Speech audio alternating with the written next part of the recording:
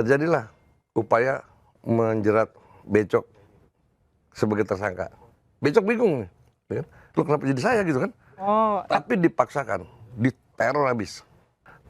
Yang jadi masalah, kok kasus ini dibatasi hanya pada diusut boleh tahun 2019 ke atas. Padahal kejadiannya nih, kayak misalnya kasus Bakri sampai sekarang masih ada juga persoalannya. Itu tahun 2004. Aset yang sudah disita oleh Febri, 18 triliun. Sudah melebihi dari kebutuhan Jiwasraya, begitu Pak. Ini akal-akalan yang kasat mata orang bisa tahu gitu loh.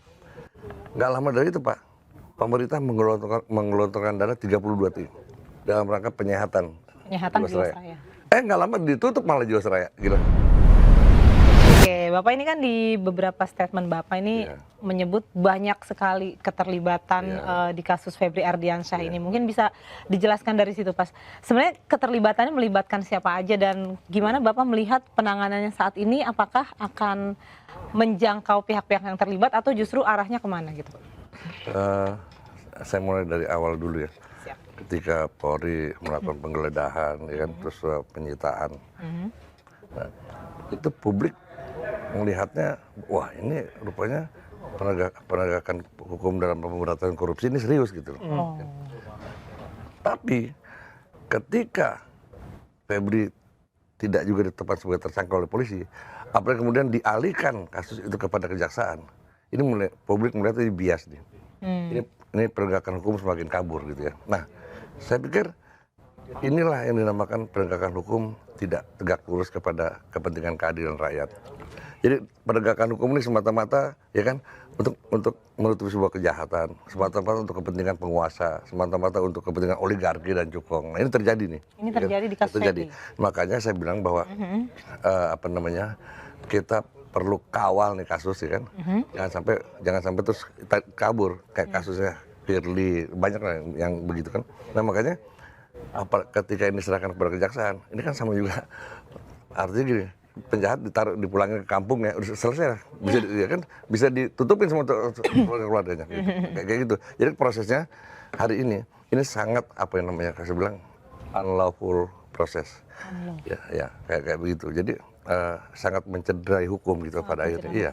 Itu prosesnya Pak, proses hukumnya sendiri. Oke. Itu proses hukumnya. Nah, terkait dengan pihak-pihak yang Bapak sebut terlibat itu gimana tuh Pak penjelasannya? Waktu itu kan setelah terjadi penggeledahan dan penyitaan aset, pihak Polri menyatakan bahwa Febri ini terkait dengan kasus Krakato Steel, terus kemudian PLTU ya, PLN, ada Batubara dan Sabri dengan Jiwasraya. Nah, di sini saya tertarik karena saya mempunyai bukti-bukti tentang persoalan Asabri dengan Jiwasraya yang jelas-jelas ya kan itu terjadi kriminalisasi berbagai pihak termasuk kepada ribuan rakyat Indonesia.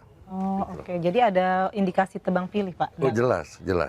Seperti apa tuh Pak? Nah, begini, saya melihat dua kasus ini ada intervensi politik dalam rangka pemenuhan syahwat politiknya Jokowi untuk merebut Golkar. Kenapa saya bilang itu? Karena di Asabri yang mengemplang dan Asabri itu ada PT Cipta Dana, itu punya Erlangga, itu sekitar 3T kalau nggak salah. Nah di Jiwasraya ada Bakri yang mengemplang uang Jiwasraya 4T, gitu tuh. Nah terjadi proses. Nah enggak gini, setelah itu ya masuk Erik sebagai Menteri BUMN. Nah, situ Jokowi memerintahkan Erik untuk menyelesaikan krisis keuangan di sini. Nah, itu juga ekspektasi publik luar biasa loh terhadap Erik waktu baru jadi, wah ini hebat nih Menteri BUMN. Tapi ternyata ya kan, itu cuman kosmetika hukum aja. Dimana pada saat Jiwasraya diselesaikan, Erik meminta Heru waktu itu juga pialang saham tuh besar untuk bantu. Heru nggak mampu, minta tolong Bencok untuk bantu. Jadi Beni Cokro. Iya. Jadi itu pemilik Batik Keris. Jadi kehadiran Bencok itu karena permintaan bantuannya, karena dia kan ahli saham, gitu loh. Oh, jadi Bencok dimintai bantuan pada saat itu Pak. Nah, kemudian yang jadi masalah, kok kasus ini dibatasi hanya pada diusut boleh tahun 2019 ke atas. Padahal kejadiannya ini kayak misalnya kasus Bakri sampai sekarang masih ada juga persoalannya. Itu tahun 2004 dia ngemplangnya itu. Ini nggak boleh, kan gila ya. Yang boleh 2019 ke sini. Nah ini udah mulai ada kecurigaan. Nah setelah itu ya kan terjadilah upaya menjerat Becok sebagai tersangka.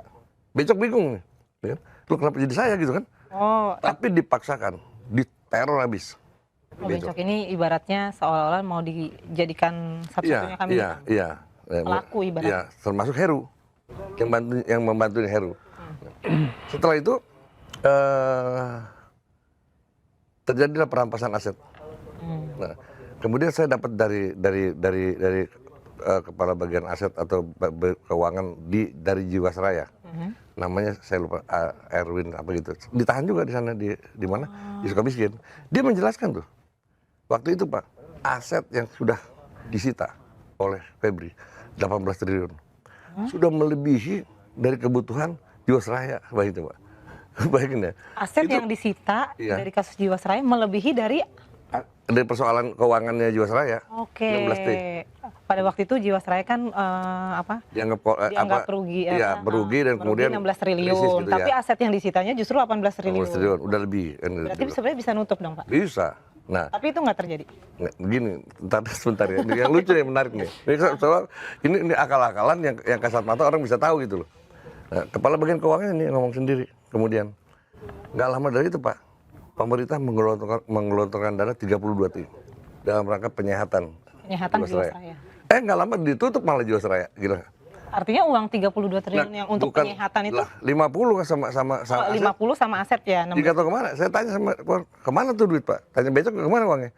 Itu dia Pak, yang raib nggak jelas. Coba bayangin, itu uang segitu banyak raib nggak jelas dan tidak ada penanganan hukum. Nah, yang dirugikan di sana satu ya kan, nasabah Jiwasraya. Itu jutaan orangnya jumlahnya. Hanya dibayar 40% dari uang dia. Dan itu pun dicicil sampai sekarang masih ada. Kedua, pegawai Jiwasraya. Itu sama sekali tidak dikasih pensiun, Bang Ejo. Dilepas begitu aja. Nah, ini ribuan orang tuh kan. Nah, ini persoalan Jiwasraya. Kemudian persoalan Asabri. Asabri. Nah, Asabri. Kalau ada data boleh sambil. Iya, nanti ada sini. Buka dulu datanya. Boleh, silakan. Ya. Jadi kalau keterkaitan kasus Asabri sendiri ini ke Febri Ardiansyah nih, berarti Febri ini banyak sekali karena dia penyidik langsung. Ya, karena dia banyak menangani kasus besar tapi dia sendiri terlibat. Iya, itu dia. Ya. Jadi seperti kasusnya Asabri ini banyak masalah. Ini data dari mana Pak? Didapat Pak? Nah, kalau boleh tahu Bapak bisa mendapatkan data-data dari kumpulan data ini dari dirutnya Jiwasraya, keuangannya dirutnya Asabri, keuangan Jiwasraya, Bencok. Dari Beni Cokro? Iya, dari Beni Cokro langsung. Sama beberapa valid nih data nih. Beberapa dari mereka-mereka yang dirugikan, gitu loh. Oh, termasuk dari para nasabahnya. Iya. Saya lihat ya. Sorry. Ini nggak apa-apa nih, agak. Nggak apa-apa. Ini Mas Sri Rajasa kebetulan membawa data-data kasus Asabri yang akan. Ini contohnya aja misalnya. Contohnya apa tuh Pak? Ini Dijelaskan. Cipta Dana kan. Ini pada posisi ini salah satu contoh. Ini posisi rugi. Ini rugi. Ini kerjasama Cipta Dana ya dengan Asabri. Rugi. Ini yang punya Erlangga. Ini rugi. Ini merugi ya. Pada saat ini merugi jelas kelihatan. Merugi. Nah. Ketika Becok datang diminta tolong, ini ada dua, ini untung, ini impas, ini untung. Nah, ini jelas kan ini bukti. Ketika Beni Cokro diminta untuk membantu, akhirnya impas dan yang satunya untung. Nah, kalau kita lihat skemanya awalnya, nih. Skemanya ini begini, ya kan? Ini memang agak rumit ya. Tapi yang gampangnya, ke layar. Yang gampangnya, ini Cipta Dana, ya kan, kerjasama dengan Asabri melalui ini brokernya lah. Oh, ya, siapa nih bukan? Bentar. Ini apa ya? Mana? Ini Haris itu ya bukan? Haris Sutanto ya? Haris Sutanto. Ini dia. Akhirnya terjadi deal karena produknya ini dipakai sama Asabri. Produknya reksadana. Merugi tadi yang tadi. Merugi kan? Nah, setelah karena direktur Asabri seringkali minta tolong Becok. Karena Becok kan punya perusahaan saham. Nah merugi, datang bencok memperoleh keuntungan. Oke. Gitu loh. Nah, tapi dari pihak kejaksaan, gambaran umumnya nih, gambaran ini ya, cara kejaksaan menetapkan itu kerugian. Misalnya nih, Asabri beli ini 1.000, Oke. dijual lagi 1.100, untung 100 kan? 100. Terus dia beli lagi ini 1.000 juga, 1.000. jualnya 1.100. Terus dia beli lagi 1.000, dijual 1.100, untung ya, untung lagi 100, untungnya 300 kan? Tapi kejaksaan membaca kerugiannya 3.000, bayangin. Sehingga Modal awalnya dibaca sebagai kerugian. iya, coba bayangin. Dan itu sangat tidak masuk akal. Karena apa? Begitu di dalam proses persidangan dinyatakan Asabri mengalami kerugian 22 triliun. Dari mana?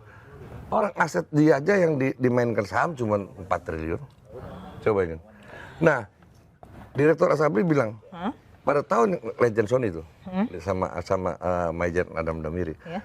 Padahal pada tahun yang sama, ya kan, sesuai dengan tuduhan itu kan, Asabri untung 3 triliun. 3 triliun. 300 itu saya hitung kan, 3 Iya. triliun coba bayangin. Oke. Nah, dari mana kerugiannya? Dan itu nggak dilihat oleh hakim sama jaksa. Keterangan-keterangan itu. Nah, ini kan sesuatu yang saya pikir ini luar biasa kejahatannya. Udah Karena, kesengajaan. nah, ternyata di balik itu semua, ya kan, karena Bencok juga sempat bicara dengan seorang petinggi yang terkenal di negeri ini. Begitu dia lapor situ, aduh, saya nggak bisa bantu ini karena kepentingan Jokowi. Nah, disinilah kelihatan bahwa ada sahwat Jokowi untuk mengambil alih Golkar. Di sini ada Abu Rizal Bakri, di sini ada Erlangga. Ini ketua sama pelindung penasihat kalau nggak salah. Ya. Tersandra. Dia tidak dikenakan hukuman, tapi dia tersandra. Terus, oke, Akhirnya dapat. dapat. Walaupun tadinya Jokowi yang mau jadi ketua Golkar, tapi kan karena rame di kader Golkar nggak jadi, balik tempatin. Gak sempet baca? Dengerin aja, klik icon text to speech di okezone.com.